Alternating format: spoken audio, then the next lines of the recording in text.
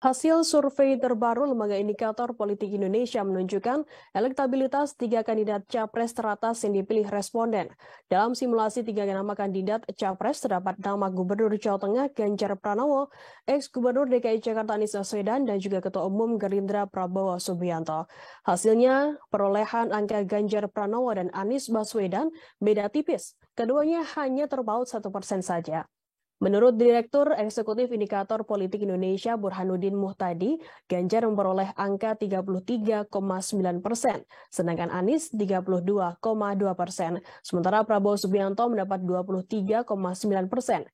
Meski demikian, tren elektabilitas Ganjar mengalami penurunan dibandingkan survei sebelumnya di angka 36,2%. Sementara itu, tren elektabilitas Anies meningkat dibandingkan survei pada September 2022 di angka 29,1%. Lebih lanjut, Burhanuddin menambahkan elektabilitas Prabowo Subianto mengalami penurunan dari survei sebelumnya. Kini posisinya disalip oleh Anies Baswedan, sementara Prabowo masih dominan di awal tahun 2022, namun trennya mulai menurun hingga posisinya disalip oleh Anies Baswedan. Peneliti indikator politik Bawono Kumoro menjelaskan ada beberapa alasan elektabilitas Anies bisa unggul atau mengungguli Prabowo Subianto. Faktor pertama yakni efek dari deklarasi oleh Partai Nasdem pada 3 Oktober lalu.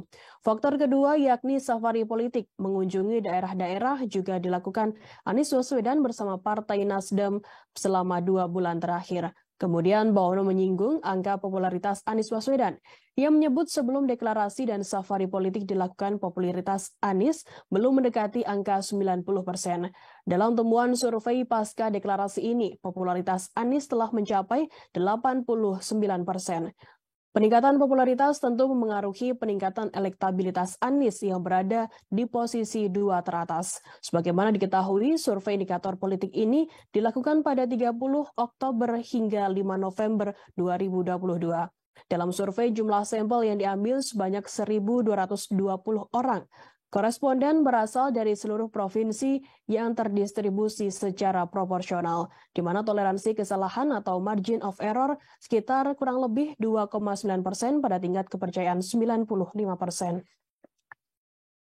Terima kasih sudah nonton. Jangan lupa like, subscribe, dan share ya.